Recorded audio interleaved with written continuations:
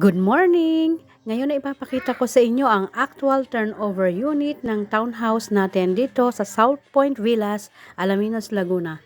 Ang actual turnover unit po natin ay bare type. Pag sinabi po nating bare type, wala pong tiles at wala pong pintura at wala din pong partitions. Ang toilet and bath po natin ay meron ng 4 layers na tiles at meron na din pong shower head. At kung makikita nyo po dito sa likod, meron pa tayong space. Pwede nyo pong gawing laundry area o kaya dirty kitchen. Nasa sa inyo po kung anong gusto nyong gawin dyan.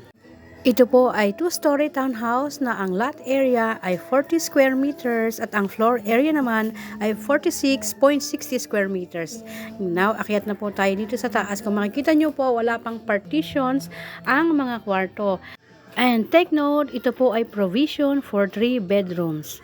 At kung nag-iisip po kayo kung paano magiging 3 bedrooms yan, ipapakita ko po yan sa susunod nating video. Samantala, sa mga nais pong magpa-tripping o kumuha ng unit dito sa South Point Villas, mag-text lamang po kayo sa number na nasa screen. Just send me a message po sa FB account ko na ito.